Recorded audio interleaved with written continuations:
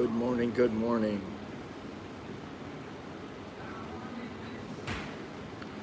Hopefully you all can hear me, see me, everything is a go. Please let me know. We got quite a few things to talk about. I haven't seen you guys in almost a week, 5-6 days now.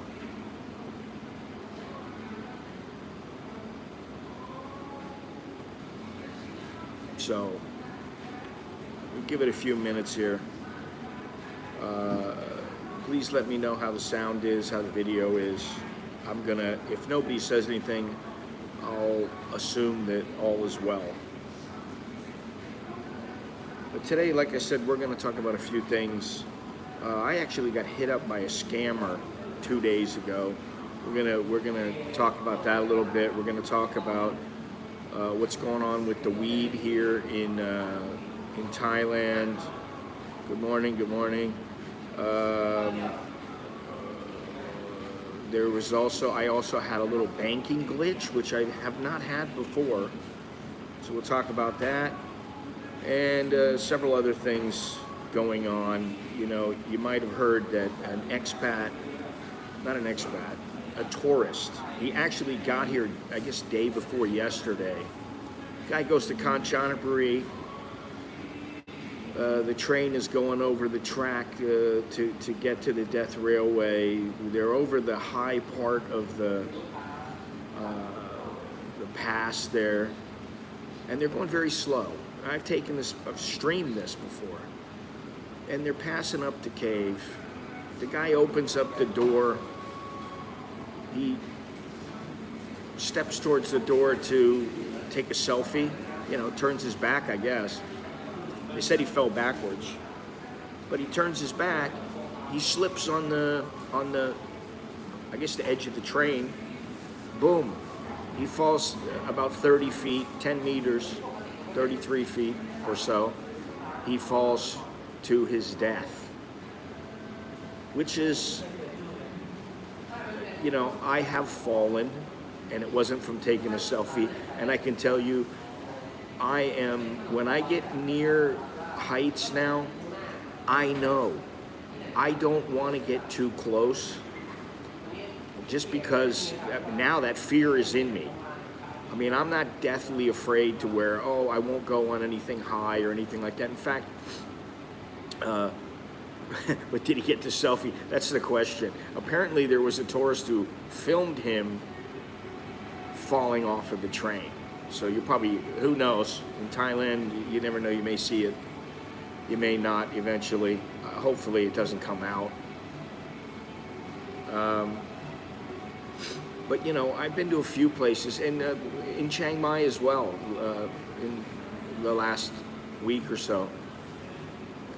We've been to some places that were really high up. Actually, we went to one place, it was in Monjam. And Monjam, if you know anything about Monjam, beautiful area. One of my favorite areas in Chiang Mai. Anyway, we go there.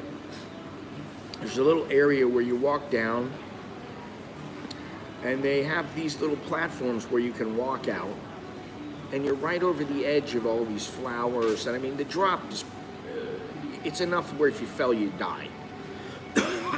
But there's also, they have this thing where you walk down on a little trail, and then there's a stairway going straight up. And I got video of this, I will show this and all that. Eventually the Chiang Mai stuff will come out. And people are going up. Hey, Tom, how you doing? Good morning in Plo and shit. All right. Plo and shit, you ought to head over to Sarni's Coffee on Soi Tonson. It's not too far away. You could actually walk there if you wanted.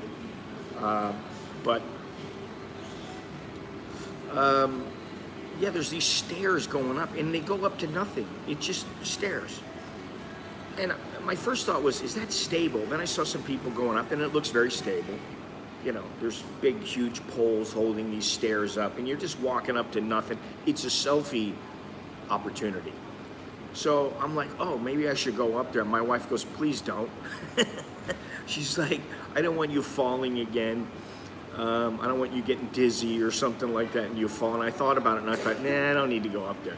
Then this guy goes up, this Thai guy goes up there, and I'm like, this guy's a nut. It's windy, extremely windy. He goes up, he gets to the top of the stairs. Now he's probably, I don't know, 30 feet up. He stands up on the top of the stairs. It's just, you know, they're not like concrete stairs. It's nothing like that. They're wooden stairs. He gets up on the top and he's going like this and doing all this stuff. And I thought, all that guy has to do, because it's windy, it's very, very windy. All he has to do is just move the wrong way. The wind hits him, boom, his foot goes, that's it, he's done. Goodbye, buddy. I'm like, that's not the brightest thing. You know, if you're going to do something like that, get paid for it. My wife actually went and did it. So that was very good. Good morning, Mr. Richard. Thank you, as always. Hey, before I get started, do me a favor. If you like this stream, if you like the videos that I'm putting up, although I haven't put any up in a little while, really, I will. Please click the thumbs up, subscribe, use the Cash App. If you want to use the PayPal still, you know what? I need to change that address in the, I think there's an address in here. I need to change that. The email address is anamericaninbangkok@gmail.com. That's the PayPal address. I don't have my Thai PayPal business account anymore because Thailand won't allow a foreigner to have it unless they have the Bak Pachachon, which is the national ID card. So, you just finished breakfast. Well, Plonchit's a nice little area. I got a buddy who lives over in that area, and I used to work in that area and live fairly close to that. But do me a favor, leave a thumbs up, subscribe, all that good stuff. Go to my website at americaninbangkok.com. There's merch, there's books, there's all kinds of stuff, and eventually my book will get done. I'm pushing myself now. I got to get it done. You know, it's about discipline, and I got my mind focused on a lot of things right now. One of which is eating properly, not eating a lot of carbs, not eating sugar, like I've been saying.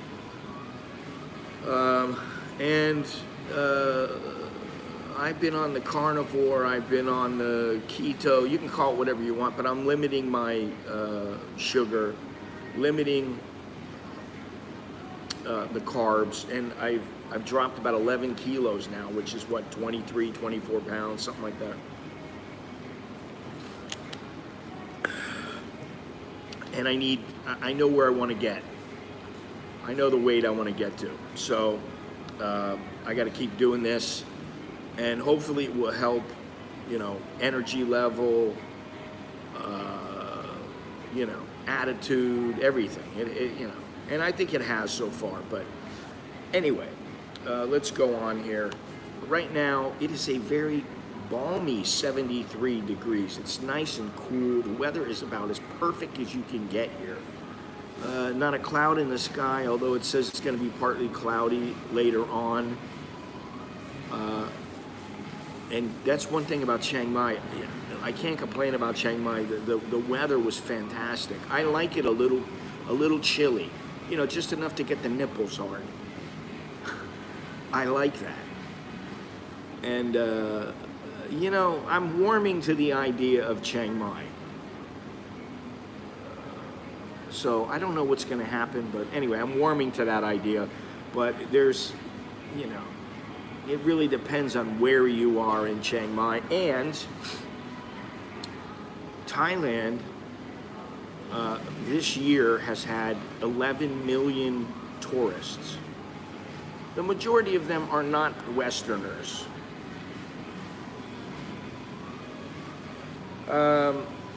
Now, apparently the Chinese are going to be allowed out of their country again. The government has dropped the zero COVID policy. And what that means is a lot of Chinese are going to be coming. a lot of Chinese tourists. Now, the Chinese tourists have been a big part of Thailand for many, many years. So have the Malaysians and, you know, other Asian nationalities. But I can tell you the demographic here is changing dramatically. You go to Pattaya, you see older people. You don't see all that many younger people. By older, I'm talking about 40, 45 and up. Even older. Chiang Mai, there were younger people. And Chiang Mai was, you know, I said it before, but I'm in shock how much it's grown from when I first came here. When I first got here, Chiang Mai was a nothing little town. It was just like a little, I mean, it wasn't all that developed. You didn't have all these fast food restaurants. And I really liked it like that. Now you go there, man, there's traffic. I mean, big traffic. And, you know, there's always the burning thing, which hopefully they'll get that squared away at some point. But there's so much more traffic, and there's so many people. Going in and out of the airport, I mean, it's an international airport. So you're going to get, you know, your fair share of people coming in. But it's almost to the point now where, you know, I've been saying it for a long time, but Thailand has been done to death. And there are always new people that want to come and see the place. And I know a lot of people that they just come year after year or every couple of years. They're coming here all the time because they love it. But I think less Westerners, at least from the US, Brits, less of them are going to be coming to Thailand. And less of them are coming to Thailand right now. And I don't know if they're ever going to get them back because, first of all, airline tickets have gone up, although supposedly some of the airlines are going to be cutting back on their prices. And this is one of the things we're working on, my wife and I are working on. We want to do, you know, we want to go back to the States and go to Ecuador as well. But I was like, listen, why don't we just check out how much the price is to go to Portugal. From Portugal, fly to Miami. Then Miami, fly to Ecuador. Ecuador, fly back to Bangkok. Just do it in a loop like that. And it actually works out. It's really, it's about $150 more than it would cost if you just didn't go to Portugal and you flew straight. You flew to Miami with the one layover, and then went to Ecuador, flew back to Miami, Miami back to Bangkok. It's only about $150 more to do the whole loop. So I don't know what's going to happen, but there's a chance we're going to do that. We're still looking at things, and we're going to pull the trigger pretty soon. But yeah, Chiang Mai always seems to get good press, and you know, I'm a little on the fence. You know, the prices in Thailand, listen, they're going up. Yeah, you can still get some great prices here on a lot of things, but now, you know, they really are just saying, oh, well, we're going to charge this and that's it. If you don't like it, don't come. Don't, you know, either you don't pay or you do. If you don't like the price, don't pay. You're not going to get this. That's kind of their attitude. But anyway, yeah, Chiang Mai, I don't know, you know, I don't know, man, you know, like, that's the thing. Day-to-day things change. I mean, Ecuador sounds really good as a visit. I don't know if I could, man, I mean, I don't know if I'd want to. That's the reason why we don't go back to the States. I don't want to start all over again at my age and try to get settled. And I mean, maybe it would take me a couple of months to get squared away, but that's one reason why I'm not so sure about moving. And really, when you think about it, Thailand is not that bad of a place, and it's not all that difficult to stay here. You know, it's there's a lot of people. It's just like America. America's such a terrible place, but you got so many people, millions of people trying to get in. If Thailand is such a terrible place, why do you have so many tourists coming? Why do you have so many people who want to move here? Because it's not all that terrible. there's the extremes are in the minority.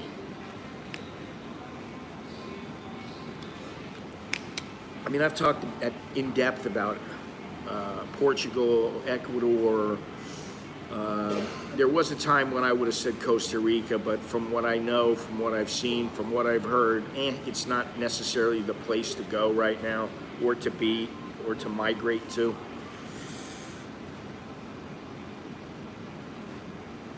But let's see here, let me go on.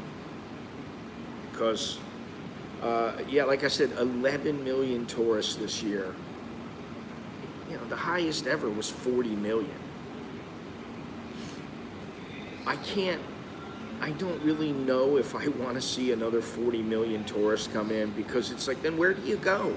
And that's part of the issue. I'm always looking for places. Where can I go that not many people go? Well, I went to Qingdao, and I might have seen one or two foreigners. Actually, we saw about 3 or 4, but they were biking through. I think 3 out of the, let me think here. All right, we saw 3 bikers. We saw 3 bikers, and we saw 3 backpackers. The backpackers were walking around, and they looked like they weren't staying. They were working their way up farther north, or maybe they were on a day trip. But they didn't look like they were staying. The bikers were just, they spent the night. One guy was on a motorcycle. 2 guys were on bicycles. And the motorcyclist spent the night in the same hotel we were staying in, and the bicyclists were riding through.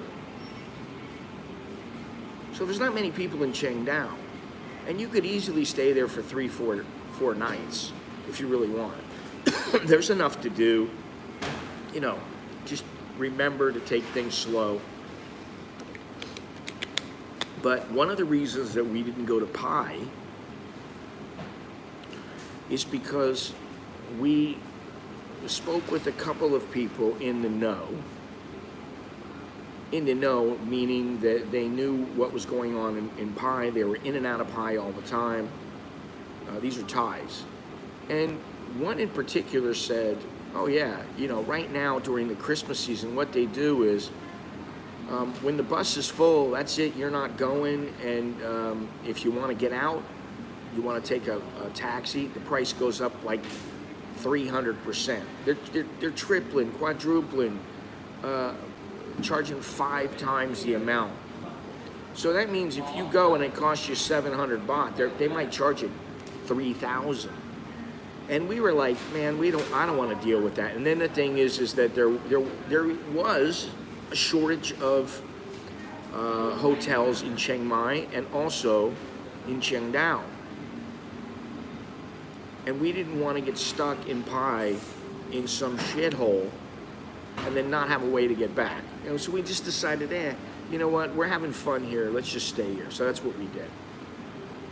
But things are changing, and one of the things, and I am not the only one who believes this. I know 2 or 3 people, and Steve, the guy that I was traveling, Steve and Michelle, the pair that we were traveling with, said this as well. And one of the things is that, I used to say, when you're going to get Thai food, when you're going to eat in a Thai restaurant, you're getting great food. Or, at the very least, you're getting very good food. That's starting to change a little bit, and maybe it has to do with some of the Western influence. I'm not talking about places like Texas Chicken or McDonald's or some fast food restaurant. I'm not talking about that. I'm talking about the little mom and pop restaurants. But I went to, like I said, I went to a keto place, which I'm not going to name the name because I don't want any problems. But which that in itself says something. But anyway, I went to the keto restaurant, and I'm like, man, you're charging 150 baht for something that's like a half a serving. It isn't all that good. And in one case, I got noodles. They were, I believe they were, what the hell were they made? They were made of something. It was, they're not the usual flour noodles. So I get these noodles, and I'm like, it's cold. I'm like, this is frozen. So I give it back to the guy. Please put it in the microwave again. Okay. Puts it in the microwave. I'm just thinking to myself, the food's not that good here, and it's certainly not good enough to warrant these prices. Steve has the same problem. He goes to a couple places. He's like, man, it's ridiculous. He was in Hua Hin. There's like these little lobster. They're 1,500 baht a pop. You can get them for like 700. I'm like, they're raking people over the coals now, and that may be the downfall of this place. At least with Westerners. Westerners are going to go, man, Thailand's gotten too expensive. It's too expensive to go there. It's too expensive it's too expensive to come here. It's too expensive. The hotels, listen, you can get a reasonably priced hotel. I will say, you can get a decent, reasonably priced hotel for anywhere from about $15 to $50. I mean, $50 generally in a place like Chiang Mai, you can get a decent. It's very nice. I mean, it's not going to be 5-star, but you're talking 3-4 star, and it's a very nice little boutique place. We stayed at a place, which I'm going to get into later. It was called the Casa Vespa. Very nice guy runs the place, Heinz. Casa Vespa, and it was, we stayed in, they have places that are like 900 baht, but we stayed in a place, it was, I believe it was 1,200. Very nice room, very modern, very clean. It was perfect, good location, So you don't have to spend an arm and a leg there, but in other areas, some of the prices have gotten ridiculous. One of them happens to be with weed. And I know this because I know a lot of people that they're like, oh yeah, man, we're gonna go to the weed shop, and but that's so expensive here. 1 gram is like, one place wanted 1,800 baht for a gram of weed, and I'm like, holy shit, what is that, super weed? I mean, you get one little crystal and it gets you stoned off your ass. I mean, what? And that's the thing, like, I don't have any desire to smoke anymore. I just don't. I don't know why. Maybe because it never did anything positive for me, and I felt like a dope when I was so stoned. But prices have gotten pretty out of hand. I'm not saying you can't find halfway decent prices, but for the most part, Thais are opportunists just like everybody else. They may be smiling and happy and friendly, but they still want to make money, and so they will do what they can to make the most out of the opportunity. Good morning, Mr. Gennaro. Good morning, everybody who is watching, listening, chatting, whatever.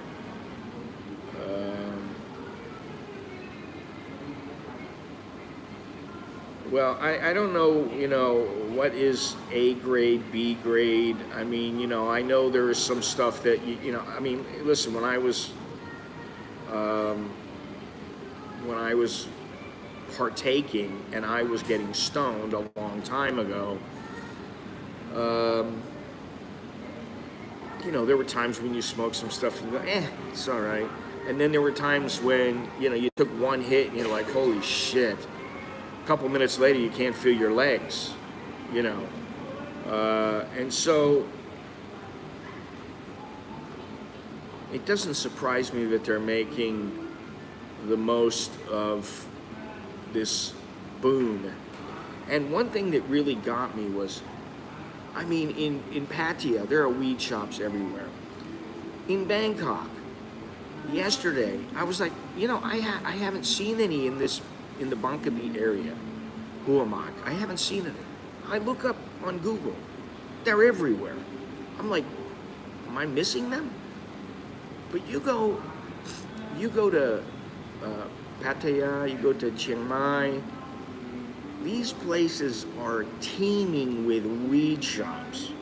I mean, there's one shop, then there's a food shop, then there's another shop, then there's another shop, and another shop. It's unreal. I don't know how how many weed shops are in Thailand now, but it's considerable. Now, something else that I wanted to talk about was the edibles, because edibles are something, for me, if I was to do anything, I would use them like a melatonin. You know, you're getting ready to go to sleep, you pop a couple melatonin, you're supposed to be able to fall right asleep. Well, that shit doesn't work with me.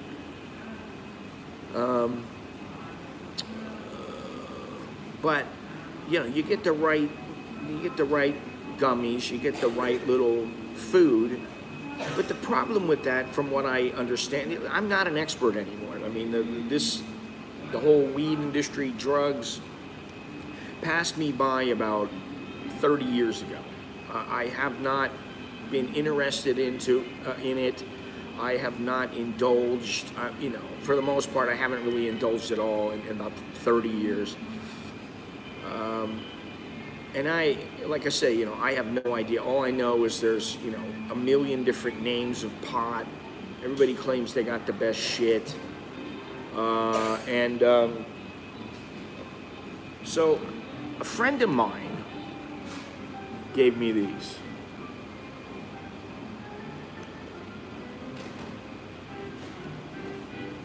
Yeah, okay.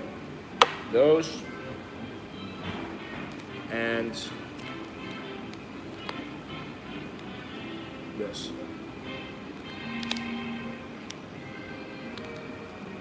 They're from a place called Weed Man. Hey man, where do you get your stuff from? I get it from the Weed Man. Now, I don't know what I'm going to do with these. But these are props only. My friend gave them to me. They're props. I got to give them back.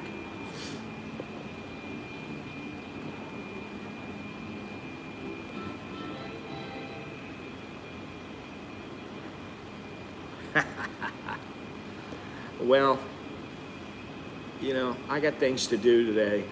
The idea is that you use them, for me, I would use them to sleep because I have a hard time sleeping. However, I will say this. Listen, I was in a taxi yesterday, and the guy had a mask on, the taxi driver. Thankfully, because this freaking guy, he didn't stop coughing the whole time we're in the... I turned my head away. I was like, I don't want to hear this guy hacking up his phlegm, and and I'm like, Jesus, if there was ever a petri dish for COVID or some other funky bronchial disease, respiratory disease, that taxi was the place. Which brings me to something else now that I'm thinking about it, because that was the taxi. We had to get the kids' Thai passports renewed, but we also need to get their U.S. passports renewed as well. They just raised the price of the passports from $110 to $130.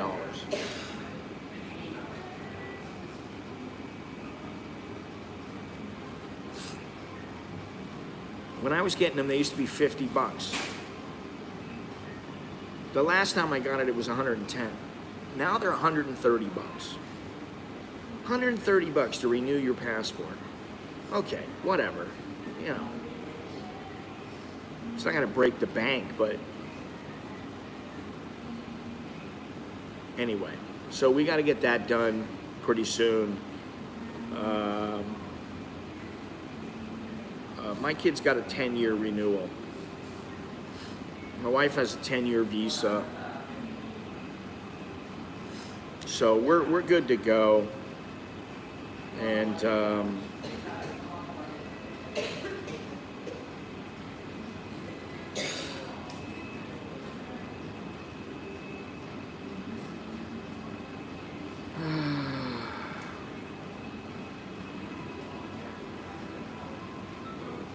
anyway,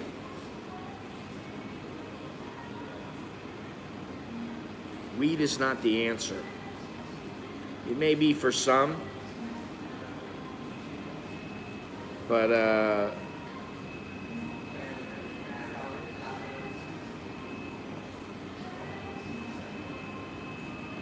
it's definitely not my answer. I don't care. Honestly, I don't really care if it does make me sleep.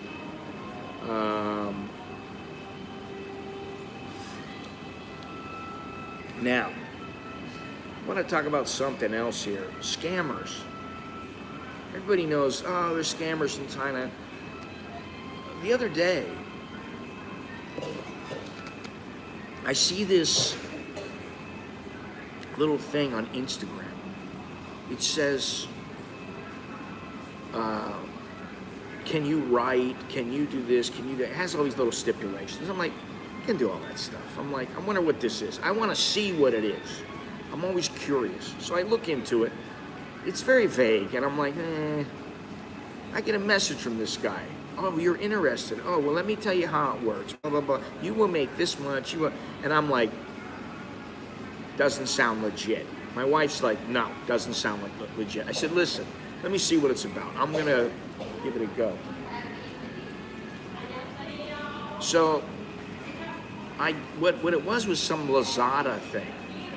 They had all this, they give me these login information, go into login. I said, okay, I log in, I check everything. Looking around, I'm going, man, this platform sucks. It's like made by somebody who doesn't really, he's not considerate of how things look because it looked like shit. And I was like, this is very amateurish. I'm like, doesn't look very good. So what it was it was supposed to be some price matching thing for marketing purposes. And every time you're clicking, there's like it's like a multi-level thing. The person who started is getting a percentage from everybody who's above them or beneath them, whatever. And so you're supposed to get a percentage of that. I'm like, okay, let me see how this works. You can do 60 orders a day. Now you get a commission for everything you click. It brings up a product. And immediately I'm like, this is so hokey. There's no way it's legit. I'm telling my wife, look at this.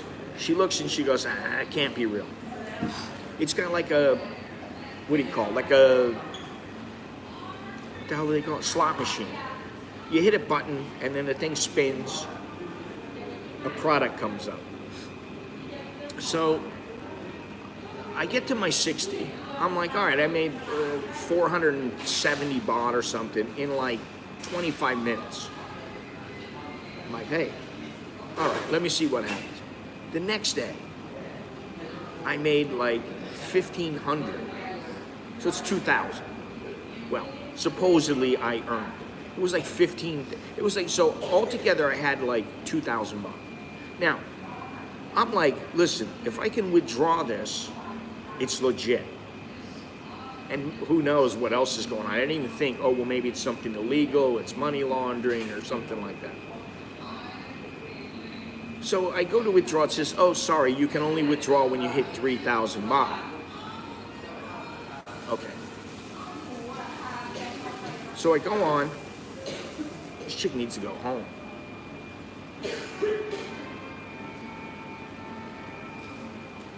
She's sick as a dog.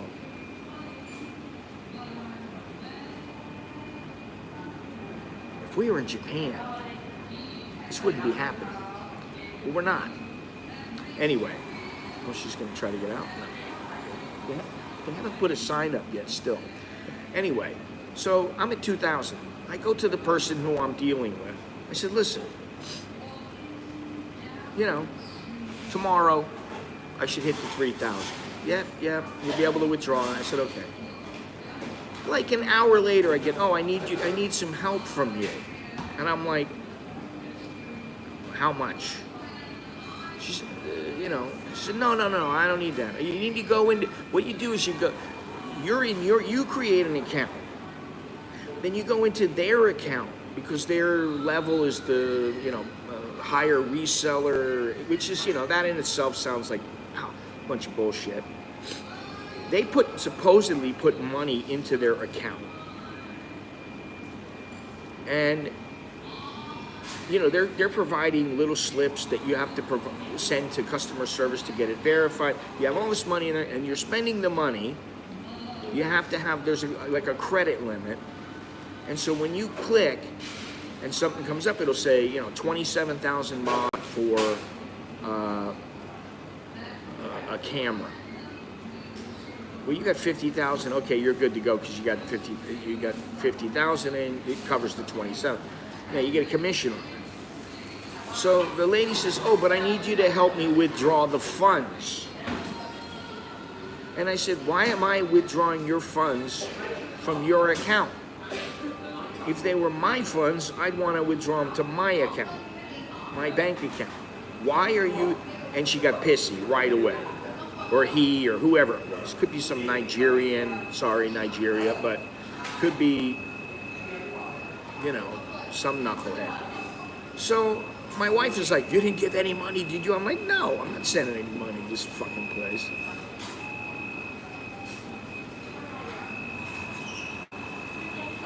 I gotta sneeze.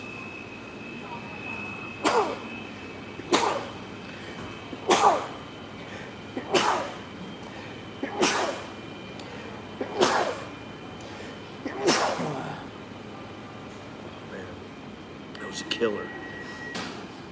Oh, that was good. I always feel better after that. Anyway, long story short, the person gets pissy with me and says, why is it you can't withdraw that? I said, well, what? I just want to know, I just want a question. I'm asking a question. Why is it you're not able to? Oh, well, it's, the platform has regulations. We're not allowed to, blah, blah, blah. I go, but you're allowed to have money put in. Why is it I have to take the money out? And, oh, do you not want to place orders tomorrow? Which was like me clicking on the little thing. And I was like, all right, this ruse is ended. I tell my wife. My wife's like, what's going on with that thing? I go, I spent an hour to figure out, which I already knew, but to make them come out and basically say it was a scam. And so they got blocked. So if you see something from somebody named Chen, Chein, which was supposedly a Thai girl, and the customer service was supposedly an Indonesian, then you know it's like Chen Employment Agency. It's not an employment agency. It's complete horse shit. I thought that was interesting. This kind of a scam.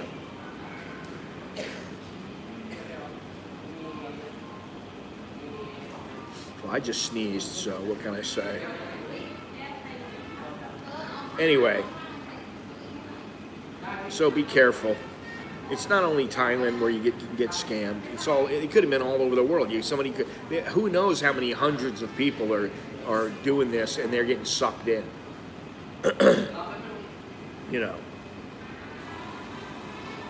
Gennaro, what are you doing for New Year's? What's going on for New Year's with you guys?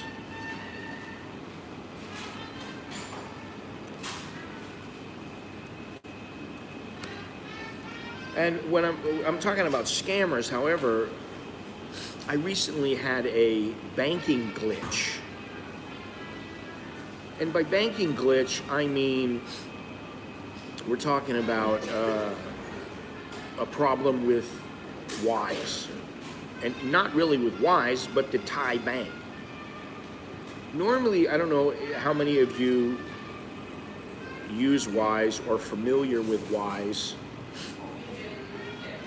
Yeah, I don't like going out on New Year's Eve either. We'll be sitting at home. Who knows if we'll even make it to 12 o'clock? I don't know.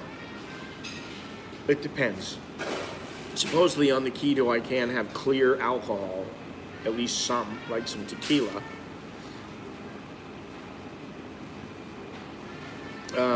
But anyway, I transferred some money.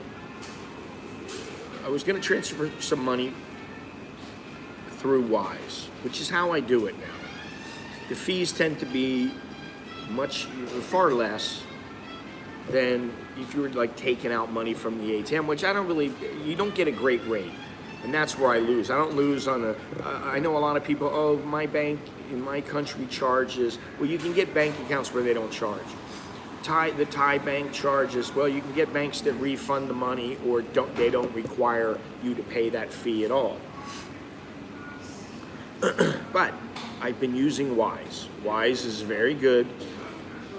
You transfer the money you transfer the money through them. What you can do is just say send. It comes from your bank account in the States or wherever, and then it goes straight to, in this instance, a Thai bank account. Another thing you can do, which I've done, is when the bot is basically as strong as it can be, transfer some US dollars into the Wise account and just let it sit there. And then when the bot gets weaker, you transfer the money to Thailand because you're getting a better rate than in the past, right? I mean, you could just wait, but this way it's kind of like you have it in a bank account and you don't have to do that extra step. So normally what I do is I transfer the money into Wise and I let it sit there for a bit. And then when I think it's going to be the best rate, I transfer the money. But this time I transferred, it wasn't all that much money. I transferred money directly. So I transfer the money, and normally it's in a matter of seconds you get your money. In some cases it might be 3 or 4 hours, but not very often. Most of the time it's in a matter of 2-3 minutes at most. So after a couple minutes, I didn't get the money. And I went, what's going on? So I look, it says, oh, we're sorry, your money may take a little bit longer. I'm like, okay, no problem. I'll wait. It's not that much money. I didn't really need it. I just wanted a little backup cash. I wait and wait and wait. That was on the 20th when I sent it. Today is what? The 28th. Today's the 28th. Money still hasn't come. Now it's supposed to come within 3 days, but then if you look on another page on Wise, it says within 5 days it'll be to you. Well, 5 days is on Christmas, but Christmas is not a holiday here. It is a holiday in many places in other parts of the world, but I'm like, okay, so it should be here. I speak with Wise. Yeah, but it's quite high. I speak with Wise. If you want to sign up, look down in the description. I got a sign up link. You get a little money, I get a little money. You get a discount on a fee or something like that.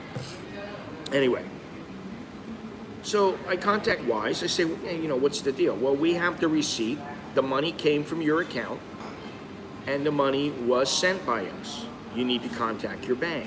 I'm like, okay. I call the bank up. I send them the transfer receipt. That was yesterday morning. Now, I'm fairly certain they're going to work it out and figure out where the money is. I'm not really worried, and it's not all that much. It's not enough to where, I'm going to get super upset by it at this moment, but, I want the money. I definitely want the money.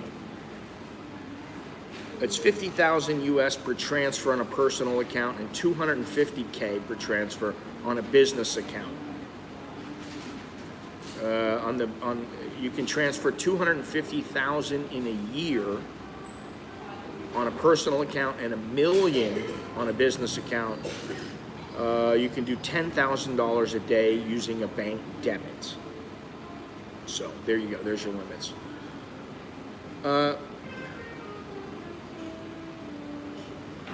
So anyway, I'm waiting. I speak to the bank early yesterday morning. I'm like, hopefully I'll know this week. It won't take too long. I mean, how hard can it be to track that money down? So to me, it's a one-off at this point, as long as I get the money back. If the money doesn't get returned, then obviously I'll be a little upset. Because if the money is not, if you can't trust the money to get from point A to point B, then what's the point of using, nothing against Wise, I know they sent it, but the process isn't working. So that's something to consider. Now, I have not known anyone else who had these kind of problems with Wise. I know sometimes it's taken a day or two to get money transferred. You know, bottom line is, if you gotta wait a day or two, you gotta wait a day or two. That's not bad. You know, you can't have everything you want right on the spur of the moment. By the way, Gennaro and everybody else, today you have a male-only barista. I don't know where the girls are. They were here yesterday. I came here yesterday with my wife and my kids, and for a brief time. Then they went and ran around town, and I didn't. But the girls were here yesterday. They got quite a few new people, both male and female.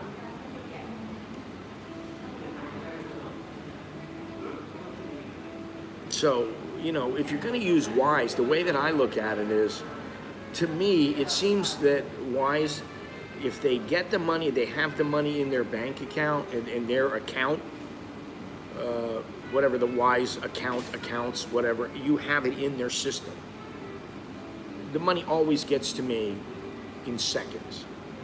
If you transfer it directly using their service as the middleman, but you're transferring from, say, the US to Thailand, sometimes it takes seconds, sometimes it takes a couple of minutes, sometimes it takes a couple of hours, but that's fairly rare now. But it does make you wonder. I mean, I've heard about problems with the Thai banking system. I've never really had any. And this is very minor, and like I said, I'm fairly confident they'll work it out, but it is something to take into consideration. Now, something else we want to take into consideration is getting around town. If you don't want to drive, like me, you use Grab, you use InDriver, you use Bolt. But Grab, their service has just gone to hell. And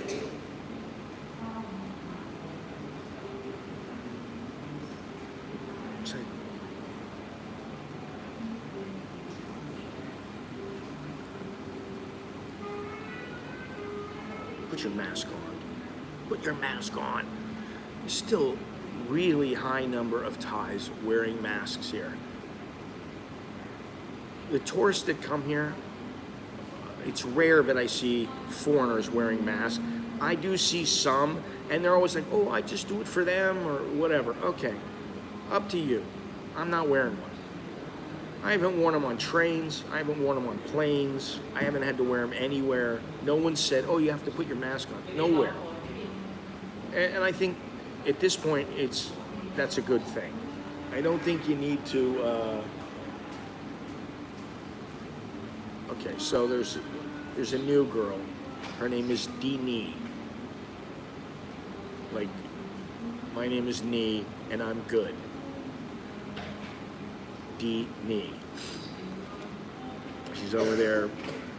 She'll be walking by the moment. She's locking the door so nobody can get in from outside right now.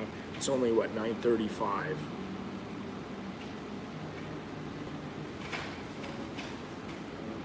But if you want to use the Wise, I would still recommend it. I would still say that Wise is a very, very good service.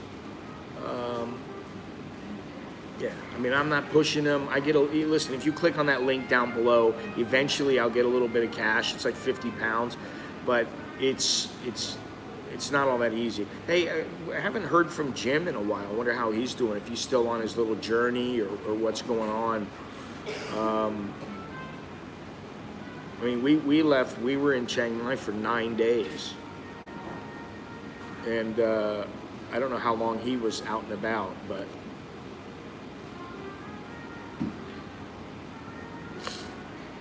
yeah, anyway, not to just bash on Grab, because they've been very, very good. But now it's like their prices are triple the price, double the price of InDriver, Bolt. And one of the things that does irritate me is they pull the money out as soon as you reserve as you confirm that you want a pickup. They pull the money out. And now what's happening is, the other day my wife's sitting and she goes 20 minutes to get a taxi.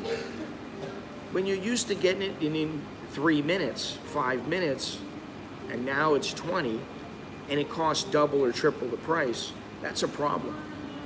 And I do foresee this being a problem at least for the next, say, year.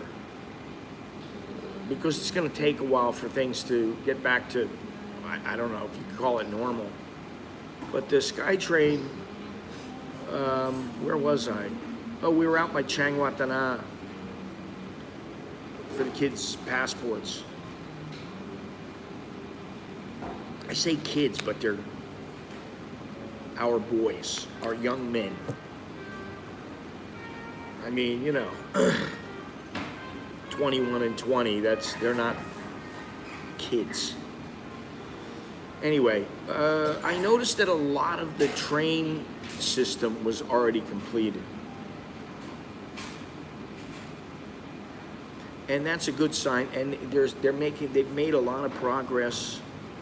I mean, every time I come out and I really think, oh, I should look at what's going on, I always see new stuff that's been done, and I wonder, well, how much closer are we to getting it done? So maybe in the future, people are not going to be using taxis as often. They'll be using the SkyTrain, the subway, the CityLink, the electric boats, the diesel boats.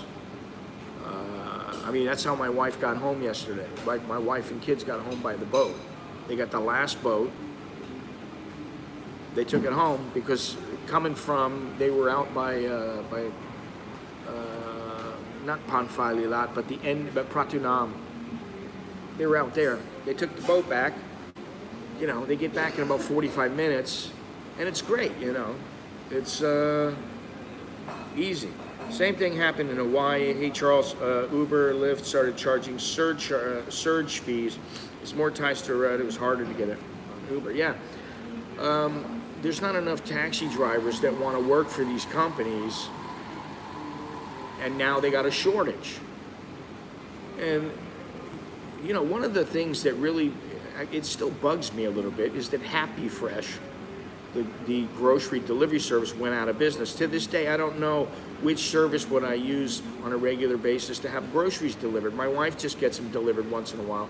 I don't even deal with it anymore because it was so easy with Happy Fresh. Some of these apps are not, they don't have the product range. And it all came from here. You could get everything from here in Fresh Mart, in the mall. But I would say more people are going to be using the SkyTrain. I know there was a place, I saw some, I got to look at that. Out by Changwatana, there already was a SkyTrain.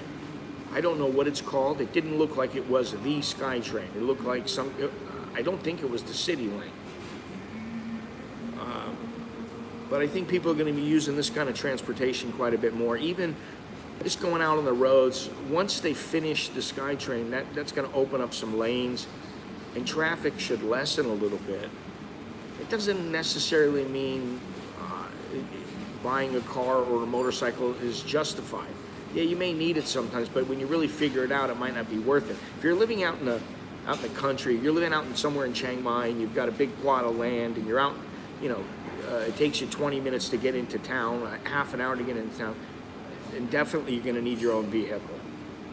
But I still stand by what I said before, which is in Bangkok, you really don't need one. Anywhere you want to go, you can go.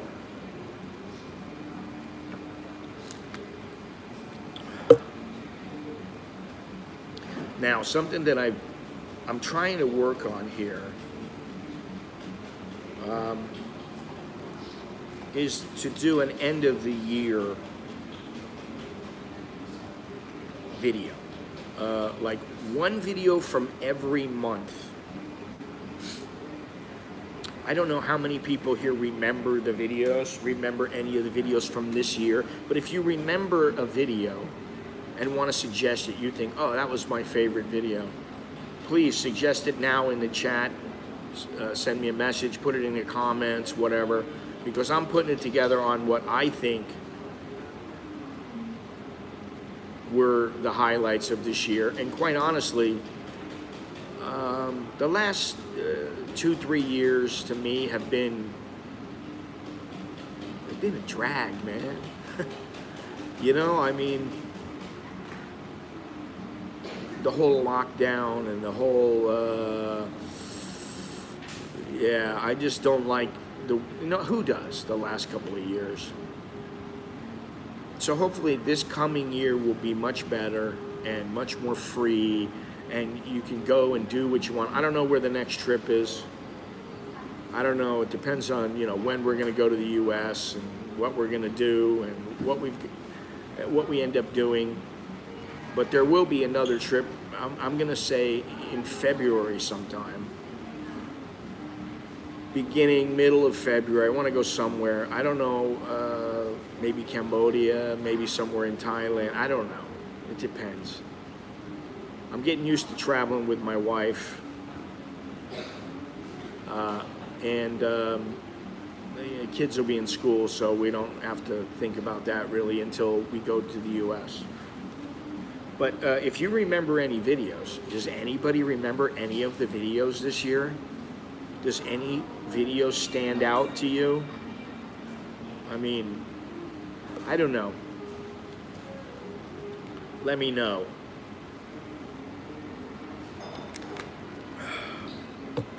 Because I'm going to put it together. Hopefully I'll get it up like the 1st of January or something like that. And then I got to plan out what are my goals for this year as far as places to go, things to do. Because I've kind of been thinking about this. I probably, if I'm going to be on YouTube, it probably will be for at least another 2 or 3 years. And after that, I don't know. You know, I don't know what I'm going to do after that. But that's probably a good estimation. 2 to 3 years more. Oh yeah, well that was a live stream, and I don't really want to put that up, to be honest. That's why I don't know if the footage is still online, and I made it private. I don't really remember. I know I have it somewhere, but I'd have to look at it. But thanks, Janar, for that one. Memorable. Everybody wants to see conflict. That's the thing. Most of the time, I'm not a guy who wants conflict. I want to get away from the conflict. I don't want conflict, you know? I really don't. I hate it. Conflict of any kind. I don't, you know, just call me Cool Breeze, man, because all I want is just to sail through, you know? I don't want any hassles from people. I don't want to hassle anybody. I don't want any of that stuff. The Phuket streams were nice. Okay, thank you, Gennaro. That was nice. Yeah, I don't know. Paul as well. Next year I will take a quick trip to Rome. Finally, it will be in April for EID holiday here in Saudi. Huh? Cool. Rome. I have not been there, and I do want to go there at some point. That's on the bucket list. At this point, I don't know how many things I got left on the bucket list. I could make a list, and that list will change. I looked at a list I had from like 10 years ago, and I looked at it and I went, what the hell was I thinking of some of the places that I wanted to go? And, you know, I haven't talked to Chuck in a couple of days. I talked to him a while back. I know he wants to do something. So we'll have to see. I don't know, you know, that was the plan originally. I don't know. He's, you know, Chucky's a little social butterfly. So we'll see what happens. But yeah, all is well. Can't complain. We had a nice time in Chiang Mai. Actually, that was probably my best trip to Chiang Mai out of all the trips that I remember. Maybe my first trip was better. You know, the very first time, it's like popping your cherry. That was great. But this one came pretty close. It was pretty nice. I did a lot, walked around a lot, saw a lot of different things. And so, you know, you're getting a little tip. Go to Qingdao. There are things to do in Qingdao. But you're going to need a driver. You're going to need a vehicle. You're going to need to rent a motorbike. But there are plenty of things to see. So you can easily go there for 3-4 days and then go farther up north. You can go to Taton. I was actually going to do it, but nobody else wanted to, so I didn't do it. Because I would have been on my own, and I don't know how I would have, I don't know exactly how it would have worked out logistically. But if you go up to Taton, T-H-A-T-O-N, they have boats that go down the river. They take 3 to 4 hours. If you go to the pier, you can get on a boat for 350 baht. If you do a tour, it's going to cost you 2,000-3,000. So I'm not one for the tours. I just would rather pay the 350 baht, and I may do that trip just because it goes through the jungle. And there's animals to be seen. There's a lot going on, and it's the jungle, and it's completely untouched. There's no like villages everywhere. You know, it's not like you're looking in Ayutthaya and you see all the temples and people walking around. It's not like that. You're out in the middle of nowhere, which is always a bonus. I'm in the middle of nowhere, and you're not. Why not? Anyway, so that was somewhere I didn't get to go, and I would like to go.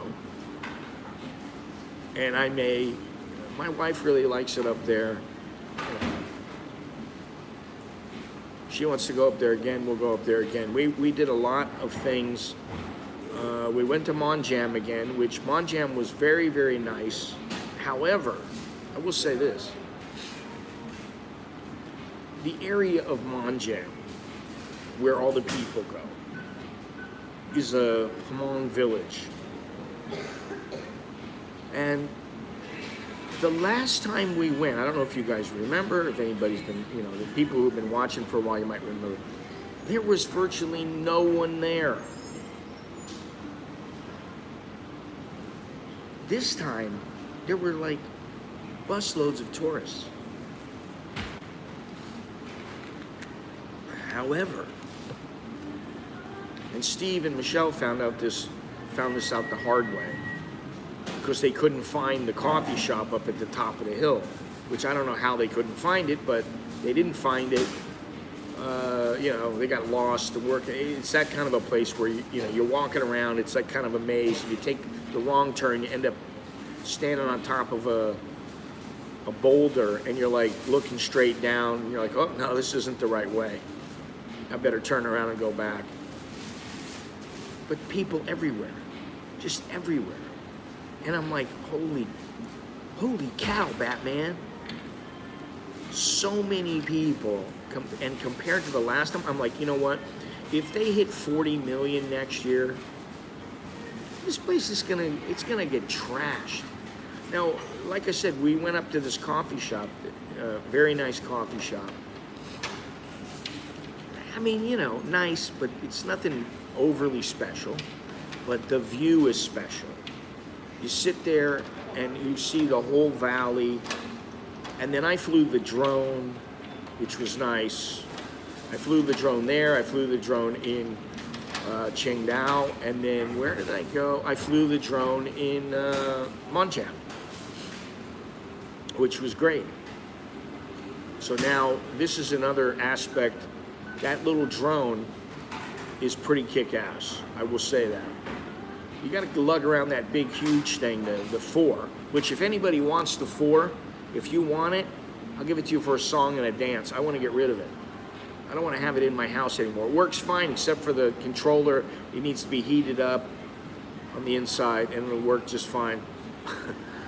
But I didn't ever want to lug it around. It was so big and heavy. And I'm just not into, I'm a little old man. I don't want to be carrying around stuff that ends up weighing 70 kilos on my back. So the little drone is much more nice. I put it in my little hygiene bag, you know, where I have my my underarm stuff, my toothpaste and toothbrush, my cologne, my, you know, earbuds or whatever, ear swabs. I put my drone right inside of there. I put the controller in my backpack. Boom, done. Whereas the other one is a full backpack and it's heavy. And the batteries are probably that long and about that thick. And I had like, I think I have 3 or 4 batteries. So that in itself is heavy. These, the batteries are this big. They're small, the new one. So it's much nicer, works very well. Let's see. Oh, yeah. Well, the favorites, you know, I hope some people chime in on the favorites, what their favorites are from 2022, some of the videos. One video that I liked from 2022, it was all the way back in January, was the coffee shop. I think that was in 2022, maybe it wasn't. I have to really look and do a deep dive on these, because sometimes I put them up twice if it's been a while. But I think it was in January of this past year, was the Muslim coffee shop way out in the middle of nowhere with the jukebox, and it was really nice. That was one of my favorite videos.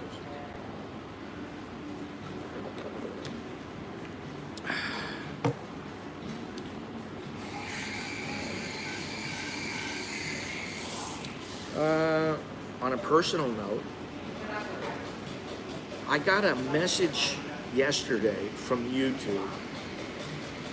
Anytime I get anything from YouTube, it's usually not something great, or it's some self-promotional thing. I get a message from, your video has received a copyright claim. A copyright claim, not the same as copyright strike. Copyright claim doesn't mean anything other than the artist who is attached to whatever song is being, the claim has been filed on. That artist gets a portion of whatever revenue you've earned.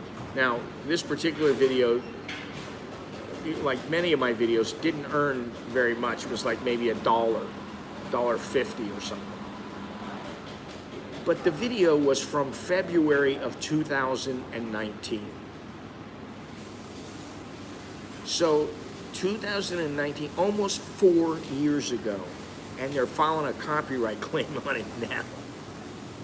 Carnival Chronicles, what's happening, buddy? Hello, Scott, and people in YouTube land.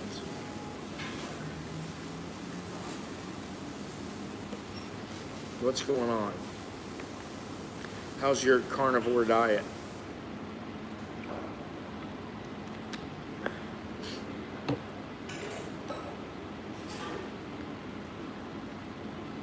One thing about the keto, I'm trying to change things up all the time because I don't want to eat the same thing every single day.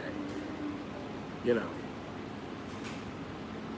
one day it's sausage with, you know, like a burger. One day and maybe some lettuce and tomato or something. One day yesterday it was an avocado sausage, a steak, 2 boiled eggs,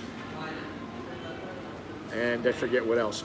I did get a waffle maker. I've been wanting to make these things called chaffles, which I had never heard of until a month or so ago, which is just eggs mixed with cheese. And then what you do is you put it on a waffle maker, and it makes waffles. You put meat inside of it. You can use it as bread. And I'm like, oh, that's pretty cool. So I ordered waffle maker, 250 baht. I know where that waffle maker came from. It's not a place I adore. But anyway, I get the thing. While I'm away in Chiang Mai, they deliver it. Lazada. I don't know what happened, but Nicholas sends me a message. Your waffle maker is broke. Exactly. 2QA, exactly.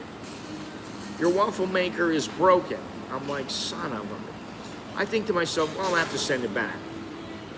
Now, when I get back from Chiang Mai, it's day 8 from the date of delivery. Well, this is a non-Lazada item. Lazada items, they give you 14 days to return.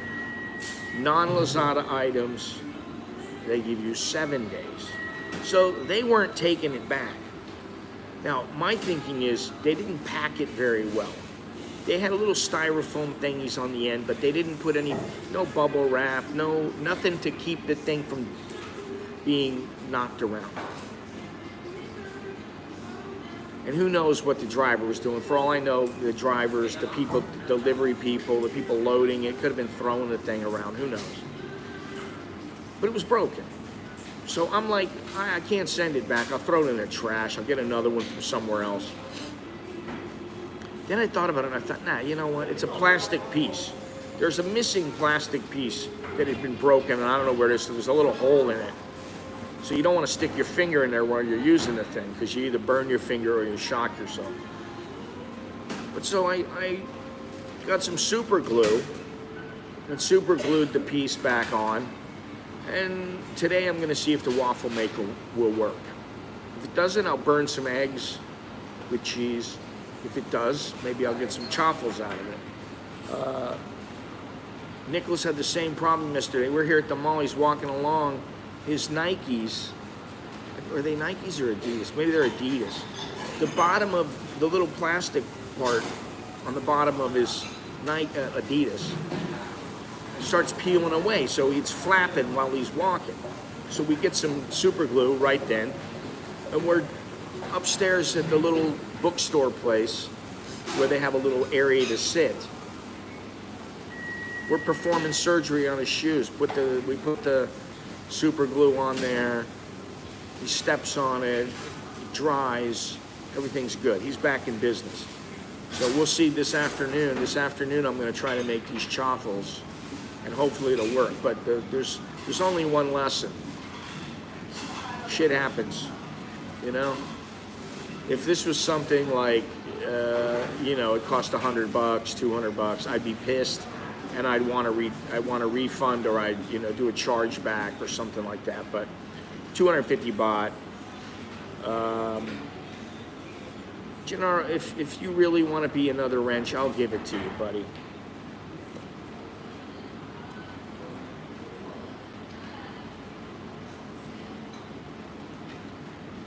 I don't think 2QA would be terribly hurt or jealous or anything like that. You are now a moderator, all right?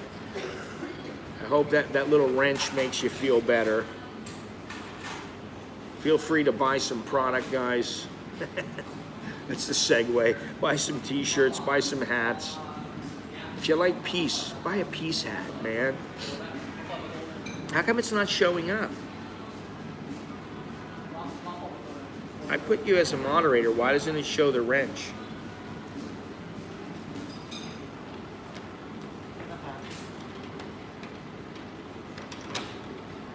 Leopard skin.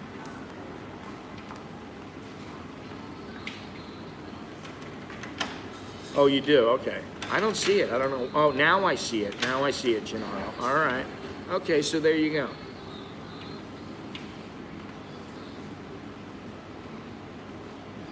Be a good moderator, Gennaro.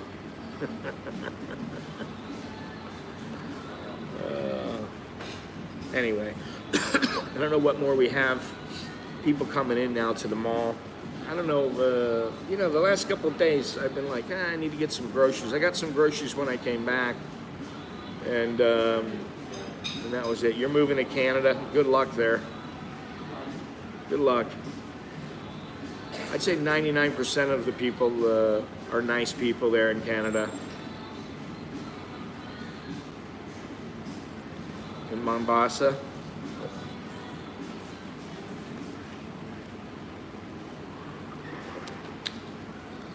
You know, I don't really have a problem with Thailand. I don't, you know, there are some things that irk me, and hopefully they will change them at some point. But I mean, I understand why they don't allow people who they've just been married.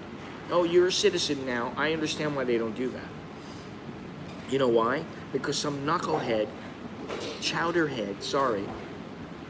some chowderhead goes into a bar. He meets some girl. Baby, I love you. Do you have money? Can you take care of me? Oh, of course, baby, of course. Okay, let's get married. They get married, boom. The guy doesn't have as much money as he says. He's not realistic. She just wants to suck the guy dry, and I mean financially. You know, and then where's the government? You've been made citizen. What are they going to do? They're going to take it away?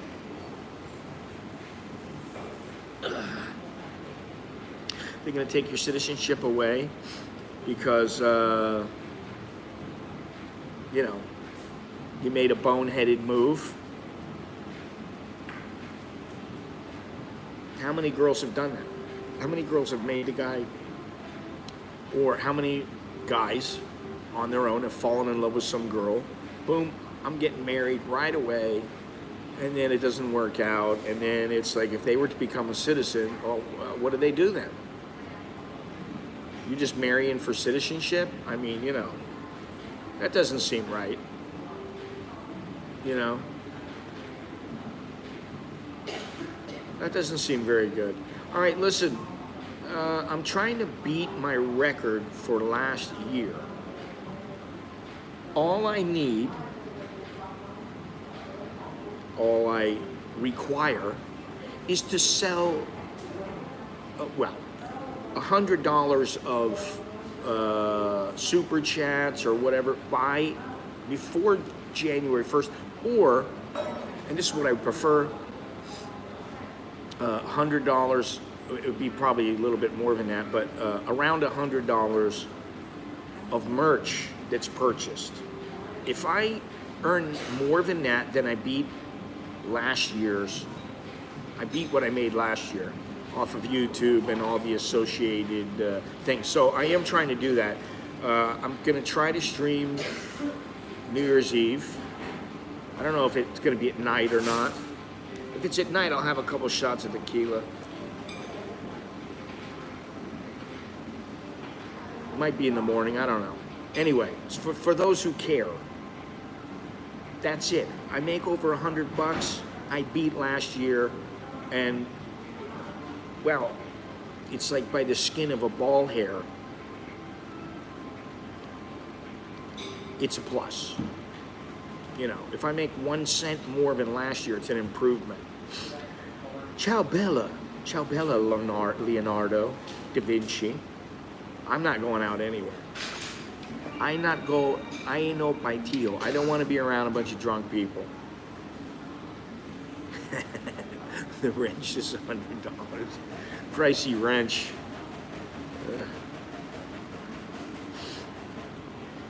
But there you go. Yeah, wrench for a day, $100. Actually, I don't know if that would work in my favor because of how much they take out on. I'm anxious to see what kind of, really I am anxious to see what kind of changes YouTube makes in the future. Because I don't want to say that they're a fantastic platform. I think eventually somebody's going to catch up to them, just like they're going to catch up to Google as a search engine.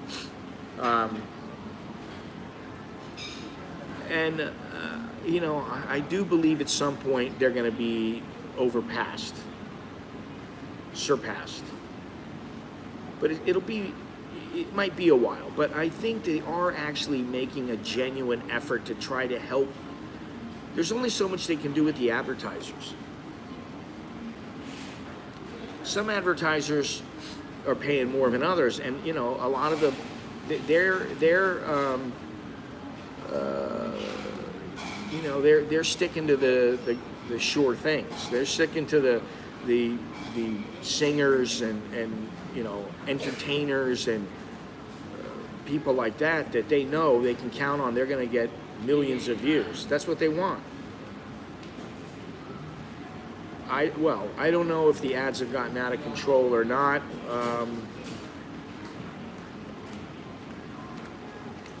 What I do know is that I think they are probably, if they got $4 billion to give the NFL, I think that they should reassess the percentage that they take from the YouTube creators. Because I heard someone say this. They said, listen, if you're a YouTube creator, you're a slave to YouTube. You're providing all their content for them, and they get 45% of anything you earn.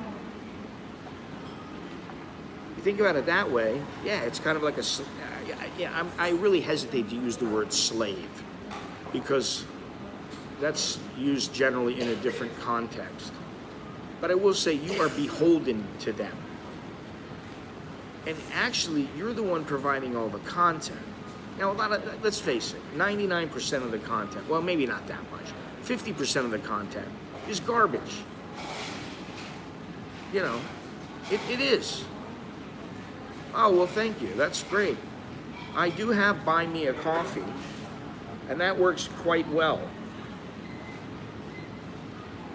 I don't know why more people don't use that, if that's, I don't know why, but that's a great thing. I can do Buy Me a Coffee challenge. I'll match any coffees up to 20 coffees total. This live stream or next. So all I need is, what, $5, $10, and he'll match that. And that's a good start. And how does PBS say it? This channel is sponsored by people like you. No, it's not PayPal. I'm not really into the PayPal thing anymore. I'm a little irritated with PayPal and also the Thai government. I don't like how the Thai government approaches these things. But it's terrorism. Now I don't know what's going on.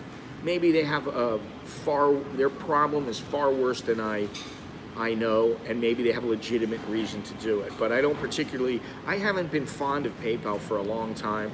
If you're an American, you just use Zelle, man. You get the money. It doesn't cost you anything. It doesn't cost to receive it, send it, whatever. It doesn't cost anything. It's fantastic. Same with Apple Pay.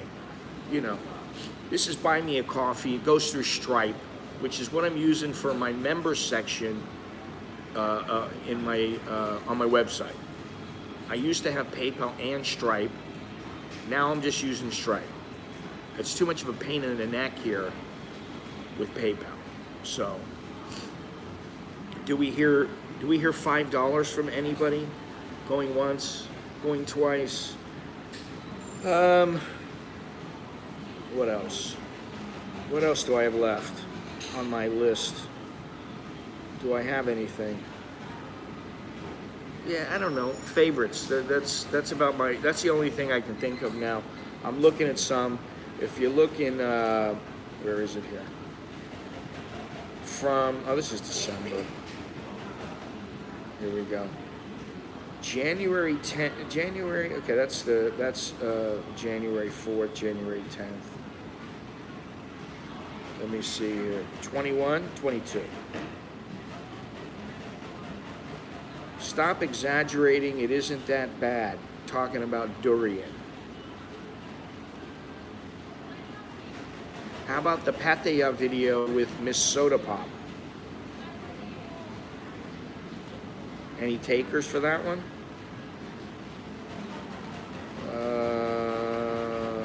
Okay, that's Chunpon was in 2021.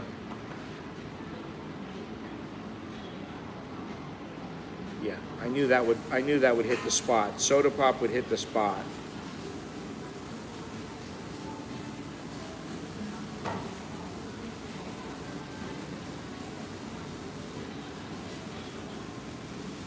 Let me see here. I'm trying to figure this out. Oh, Nicholas's apartment and the bum gun.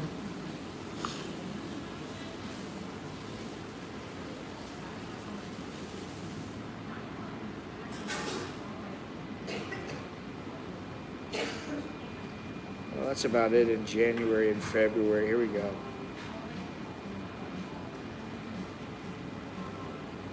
What else here? You know, the internet is so slow right now that I can't even get the pictures to load, so I'm not. Oh yeah, but the red well, that can be a bonus one, the red panties. But that was definitely not last year. How about a unique view of President Joseph R. Biden? Oh, thank you, Kun Alex. I just got a buy me a coffee. Let me see.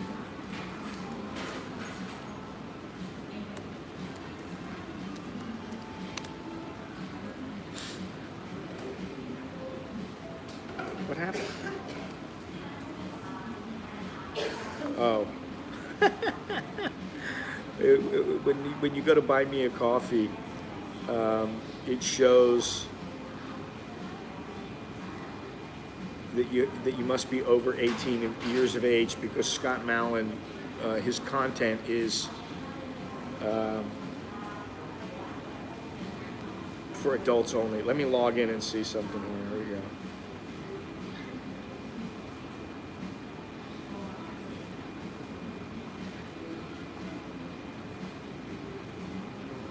go. Okay, so that's $5. Oh, $10. Sorry. Wait a minute.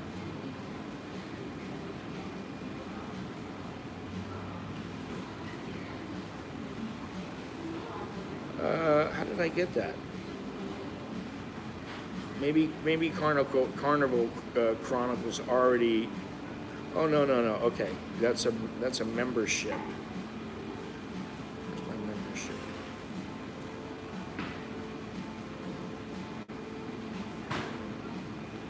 Okay. I don't know how that works, but anyway, it's $5. So there you go. Thank you very much, Kun Alex. What am I looking at here?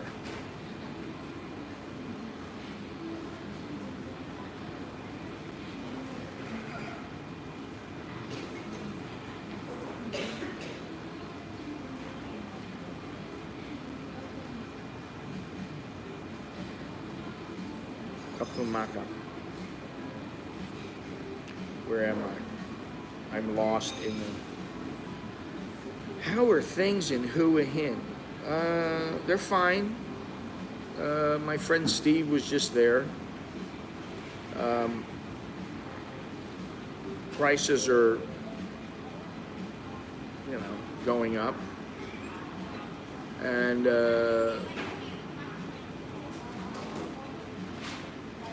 yeah, prices are going up. But, I went there, I don't know what it was, a little more than a year ago. Well, a year and 2 months ago. It was on my birthday in 2021. And what I noticed is, just like Chiang Mai, there's a lot more traffic than there used to be. So now, there probably is far more traffic. Pattaya, same thing, a lot of traffic, a lot of people. More than I remember, so.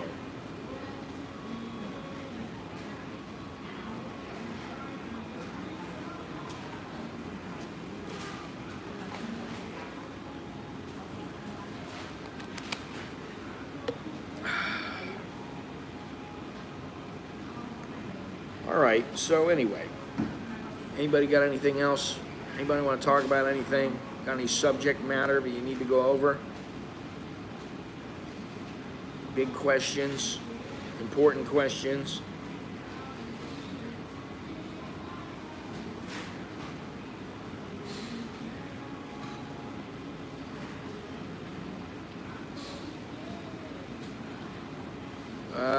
Mr. 2QA with $11. Thank you very much. I don't know. I don't know if he. There are various people who I don't know if they still watch and they just don't contact. They don't want to. They don't want to be so involved. There are some people I know that have told me, yeah, I don't. One guy is Jono.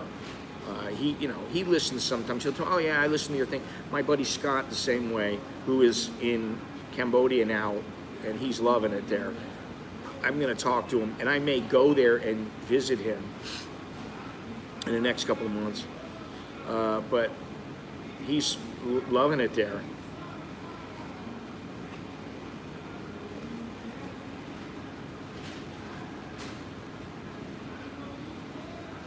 But I haven't heard from him. I don't know. I heard from him. I don't know what it was. A year ago, 2 years ago, I heard from him real quick, and then probably 2 years ago, and I haven't really heard from him since then. However, I suspect that he may watch every so often, and he just doesn't want to get into the whole scene again.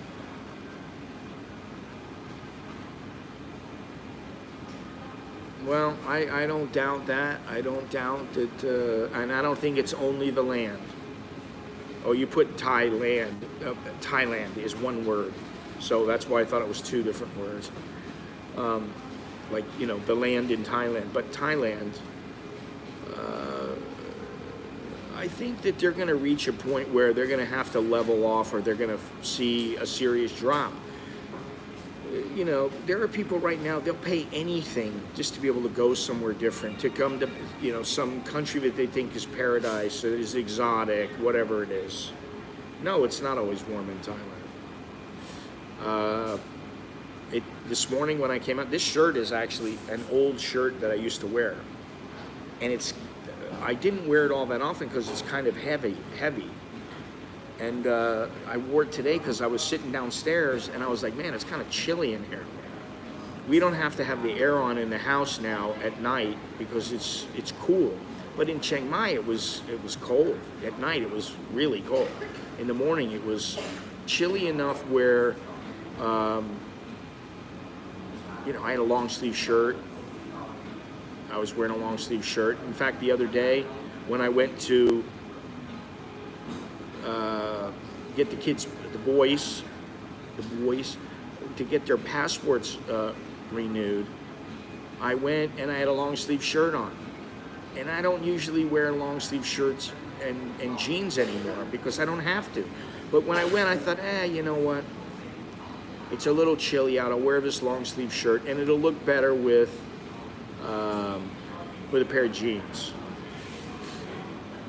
What does Scott like about Cambodia versus Thailand? It's not quite so overdone. That's probably one thing.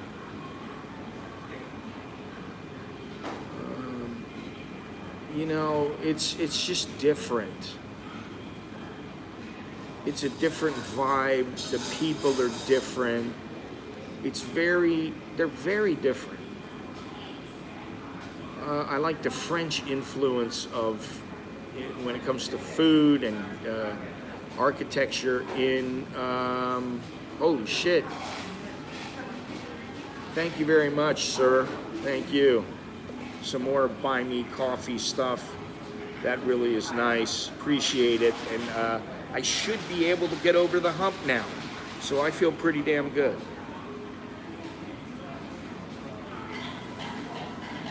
All I want to do is keep progressing a little bit. I like to see progress as opposed to going backwards. And there have been times on this channel, and I would say probably much of it has been by my own doing, where I have digressed. I went backwards. And I don't want to keep doing that because, I want this to be fun. It's got to be fun, man. And it was very fun in the beginning. Then I went through a time where it wasn't so fun. It was irritating. And now it's starting to be fun again. And it's fun because I got my wife in some of the videos now. I'm starting to put her in, the kids here and there. And it's not like it used to be. It's much different. I approach it differently now. And I'm enjoying myself. I don't know that I'll be doing the walks as nearly as often as in the past, but that's okay. I don't think I need to. And another thing is that, I don't want to keep going on about this, but I've always felt better when I'm exercising, when I feel fit. And I don't feel all that fit right now, but I feel a hell of a lot better than I did. Excuse me.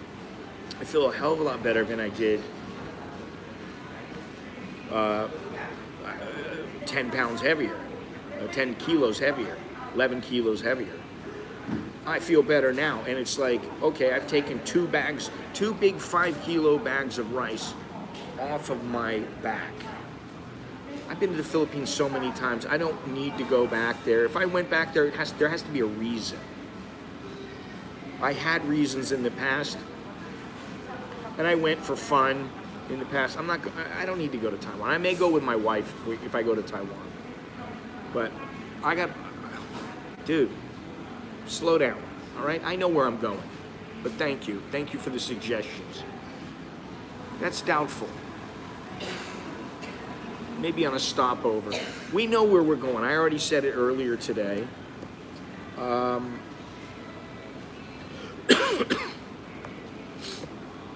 We may go to Portugal, stop in Portugal. We may go to Ecuador, stop there. Definitely going to the U.S. There's 3 places. And then, Chucky wants to go to a place. I like Bali a lot. I really like it there. That's one of my favorite places. That's in my top 10 list for sure. That's what I should do, a little top 10 list on my favorite places. But yeah, we got places to go. I lost 30 kilos with you. I gained a lot back during a lockdown. Starting back on keto. Good stuff. Yeah, it's great. And I'm starting to do push-ups again. I want to get back to how I did push-ups. I don't know if I'll ever be able to do this. I may have to cut it in half, but I used to do 10 sets of 50 push-ups. I don't know if I can do that many. I don't want to say I can't, but maybe, 10 sets of 25 would be a little more reasonable. And I'd like to do the Mike Tyson push-ups. I like those. There's a lot of things I want to do. I know, I have an idea. So, but the diet is the core thing. And I just saw a video yesterday of a female fighter who does the keto, but she does one on, one off. So she has she'll eat, and then she'll take a day and fast the whole day, and then eat the next day. So she's skipping a day every other day, and she's been doing that for a year. I don't know if I want to go that extreme, but I'm not eating any bread. I don't eat bread. I don't need to hear this. I've got good people telling me what's good, what's not, and what I don't know, I learn on my own. But thank you. I know white salt is not the best thing for you, as is like Wonder Bread is all this kind of bread. If you're on keto and you have the right kind of bread, you can have a little slice of bread. It's not going to kill you. It's not that many carbs. The amount of carbs that I get in a day, maybe I get 20 carbs. Maybe 20 carbs. Maybe 5 grams of sugar. That's it. I've been really strict, and You know, Jonna knows about this. Fidelity Quester knows about this. A lot of people that I've talked to know about this. I haven't dicked around for the last month. Today is what, Wednesday? So today is 28, 29, 30, 30. This is day 31. Day 31, and I've lost 11 kilos, which is 22, 24, 24 something. Oh, thank you, Mr. Tom. Appreciate it. Sounds good to me. And what was there? There was something else I wanted to say. Yeah, thank you. Choke eat all you guys. Made 2023 be far better than the past 3 years. 2 years to lose 60 pounds, but I only need to lose 20 more to be fully fit. Okay, well, that's great. That's great. I mean, look around. I'm looking around now. I see one young guy who's fit. I see one lady who is not. I see another one who she looks like she popped out a kid and she's not all that fit. And there's another one who's not fit. She's not fit because she's very soft and flabby. And, you know, I was thinking about what really got me was, first of all, Fidelity Quester, I give him a big shout out. He's really helped me. And I see him and he's dropped a bundle of weight and he feels better, you know, he looks better. And I think about it and then I go, God, you know, and I watch guys, actually what really struck me is I was watching these guys in Pattaya. They're like 70, 75. They're all hunched over. They can barely walk. They got some lady helping them, you know, taking them around and holding their hand. I don't want that to be me. You know, that'd be like, to me, that's like a death sentence. I want to be able to walk around and do what I want to do until the day I keel over. I don't want to need a lot of help. I mean, you know, listen, if I live to be 90 or 100 and I got to have somebody hold my hand so, you know, I don't by chance fall down and break a hip or something, okay, I can deal with that. But I want to be healthier. You know, and also I want to go home and I don't want people looking at me and going, whew, well, you really packed on the pounds. And somebody else told me that. I saw him after not seeing him for a couple of years. He put on a bit of weight, but he told one of the first things he said, oh man, you packed on some pounds since before the COVID. I was like, shit, man, I better get my act together. And you know, my wife is like, hey, yeah, you look smaller, but you know, the fact that you lost 11 kilos and you're still fat, that tells you something. You better get your act together, you know. So yeah, I'm motivated. I'm disciplined about it, and you know, if I get hungry, I have a tea or I have a coffee, or I have some pork rinds. Which once they're gone, the ones from Chiang Mai, I won't be buying them. I don't go out and buy them. My wife does, but they're okay. So yeah, I feel pretty good, you know. Anyway, that, you know, one day, yeah, Bo, you know, she has a way of bringing me down to earth. Oh, I've lost 50 pounds. Yeah, well, you still need to lose another 20. That would be her. That's great, but you'd still need to lose another 20. You know, she put me right there. She has no mercy. She's not the kind who's like, you know, I mean, she's just not the kind who's going to be like, oh, baby, that's so wonderful. You're doing so good. Oh, I'm so proud of you. Now she'd be like, all right, you know, she's like a drill sergeant. She's like I am with the kids. And she's not that way with the kids. You know. I still need to get Alex to learn how to cook an egg. That's my goal.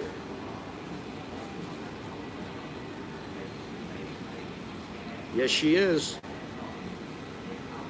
Yeah, I'm very happy that at my age, in my weird shape, my strange bowling ball head, that somebody still doesn't throw up when I get naked. It's not that bad, but you know, you get the point. If you're gonna ever get married, marry young, stay with them, get old together. That's the way you do it.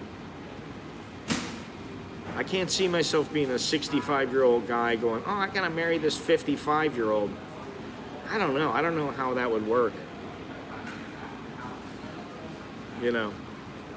So, oh man, time's been ticking by here. Yeah, she's the one who sees me in the birthday suit, and she's the only one who sees me in my birthday suit. Anyway, I think it's time to call it a day. I don't know if, you know, I think today is the day that Mr. Steve, he messaged me yesterday. You know, we parted ways in Chiang Mai. He stayed there a couple more days with his wife, Michelle. Go over to his website. He does have a website. I think it's steveskitchen.com or something, but if you just look up Steve's Kitchen, you'll see Steve Owens. That's his YouTube channel, so I'm giving him a shout out. I saw you're in your own hospital, owned from the back. Yeah, I know. You know.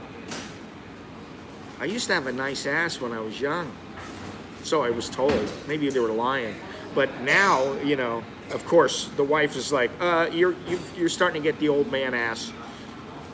I'm like, well, I don't need you to tell me that. I already know. Anyway, I don't know what you guys are doing for New Year's. If I don't see you until New Year's Eve or until next year, that's the way it goes. I don't know. I don't know how many people are going to be around, how many people are partying. I don't know. I've lost touch with it because I'm not going to go anywhere. I believe in Pattaya, they are still going to have the big fireworks. They're having their big celebration. I think Khao San Road was canceled, but I might want to double check that. Doesn't matter. It really doesn't matter to me. We may go to like, one thing we may do is go like down to a park. There's a couple of parks around here. And I forget which one it was, but they shoot off fireworks at the park, and it's a nice little thing. But we could probably see them right from our house. So, no need to go out. Anyway, thank you very much for watching. Do me a favor, if you haven't already, remember to click the thumbs up button, subscribe, and all that good stuff. I'll never forget that old man's arson, that first hangover. How about Jack Nicholson's in, what was the name of that? Something's Gotta Give. I think that was him, where he, and I just remember Bo seeing that movie, and she just goes, ah, ah. That's what they do when they see the old man's ass. Ah, they get scared. Anyway, this conversation is heading in the wrong direction. Starting to talk about asses. I know where it leads next. I will say this, an FYI. Up in Monjam, they do have bathrooms, which is fantastic. However, every single one of them, I mean, you can take a leak if you're a guy. You can do a stand-up thing.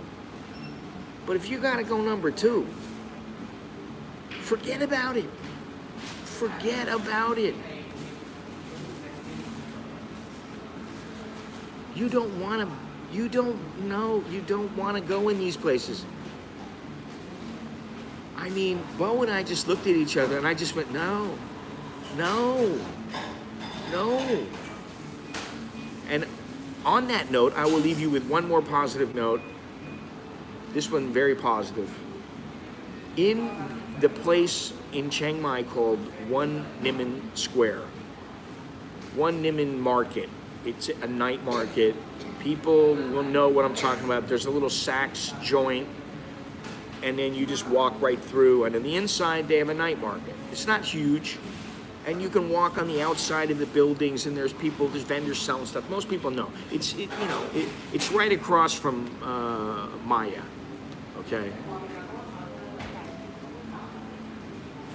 Oh yeah, we have to get Mr. Bumgun in here. I'm trying to set it up where he and I can get into the stream together using YouTube's new system. But I got to do a test with him, so maybe I'll contact him today. I'll put that on the list of stuff to do. Anyway, in the market, this little night market thingy, they got music, they got all kinds of food, they got clothes, but one thing that they have, and I have not caved in.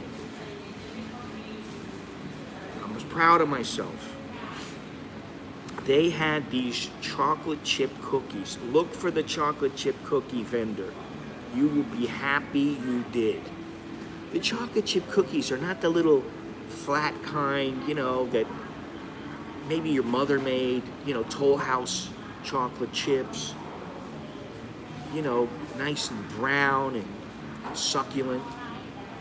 Thank you very much there, Carnivore, Mr. Carnivore. No, these are not regular chocolate chips. These are like double, triple thick. They're like this thick. They're just loaded with chocolate chips. They look so good. And then they have a mix of chocolate chip with white chocolate. Then they have chocolate chips with macadamia nuts. Then they have they had a row of, I don't know, 5 or 6 different types of chocolate chips. Every single cookie about that thick. It was like almost a small piece of cake. And I just looked at those and I went, son of a bitch. I took video and all I can say is this is just wrong. These are wrong. They're wrong on all fronts. You should not be able. Who in their right mind, if they have a bite of one of those cookies for the first time, is ever going to be able to stop eating chocolate chip cookies? They're so good. It was so hard for me to say no. And it hasn't been that hard. I'm a little bit hungry right now. I'm thirsty. But I won't eat until about 3 o'clock. And I'm okay with that. I might have another coffee. I might have a tea. I don't know. But those chocolate chips were probably the most, that's like having a piece of fudge that melts in your mouth. There are some things that you just never get. Tiramisu, baklava, key lime pie, if you like key lime pie. Tortuga Bay rum cake. Some of these things, now you know what I'm thinking of. Some of these things, Tortuga Bay rum cake, look it up. You can get one sent to you in the States. It's not all that much. If I had one, I had like 2 sent to Thailand. It was like, they were like 75 bucks. New York cheesecake. But the Tortuga rum cake is one of my favorites. My mother had like 3. All right, I'll finish with this story. My mother had like 3 of these rum cakes in the cupboard. Now her cupboard is like a walk-in closet. It's completely full of food. Canned food, the dry goods, whatever you want. It's all there. She loves cooking. That's what she does. She cooks. She cooks, baby. Junior's New York cheesecake, yeah. But she didn't make the rum cake. The rum cake is made by a family of Jamaicans. And it's so good. Now what happens is the rum seeps towards the bottom, and then with the brown sugar combined, it makes like little brown sugar rum balls, kind of like a little crust around the cake. And you chew it and it's like crunchy but soft, You can get through it very easily, and it's so good. And the rum and the cake part is so good. Mango and sticky rice, Steve loves that. I love it too, but I can't have it. Not now. In the future, maybe once a month or something, I'll treat myself to something like that, but not until I get to where I want to be. Cannolis are good. Chocolate eclairs. I mean, we could go on and on. Twinkies. Mars bars, Almond Joy, Mounds, fantastic stuff. But anyway, the rum cake, one night, it was early, we all were going to sleep, you know, and I'm there with my wife and my kids. There's rum cake in the cupboard. I see there's 3 rum cakes, so I go, hey, I know I can have some of this, so I take the rum cake out, cut myself a piece. I'm like, oh man, that was so good. I'm sitting there and I can't sleep. It's like 10:30. It just killed me. Serenity now, but like when I see that kind of stuff, I just go, remember your goal. Oh, that sounds really good. Almond Joy creamer.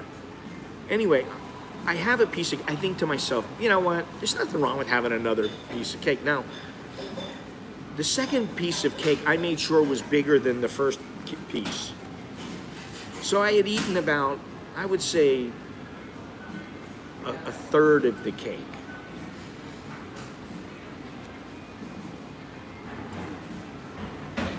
I stayed up. I started watching some movie.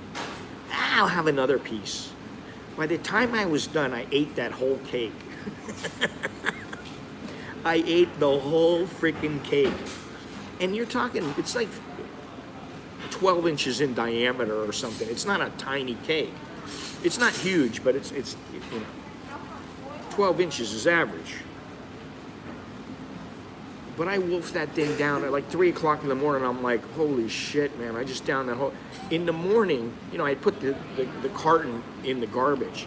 In the morning, my mother's like, you have some rum cake last night? I was like, yeah, I had a little. I ate the whole damn thing. I couldn't believe it. I ate that whole thing.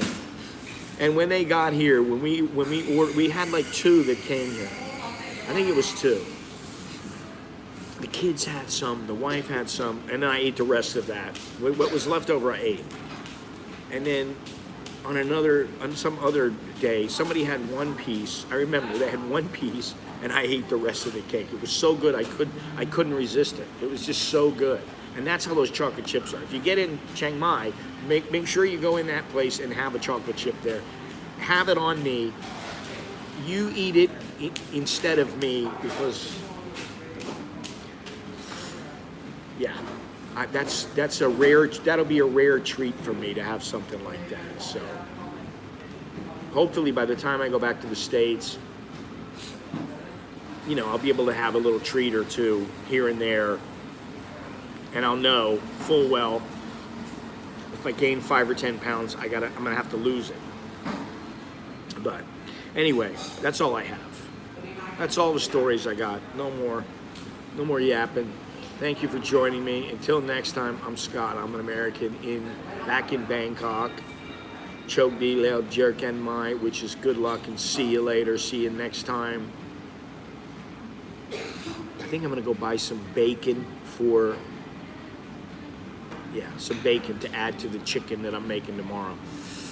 Got to get that bacon. I'll talk to you guys later.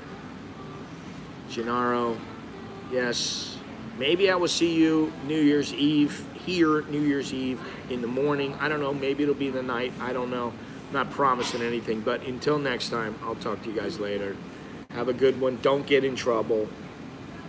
Don't get in trouble. Don't get too drunk and go out and drive. All right? Sit on the curb for 3 hours if you have to. I'll talk to you guys later. Man, it smells really good now in here. They're making quiche with bacon. I can smell it. I'll talk to you guys later.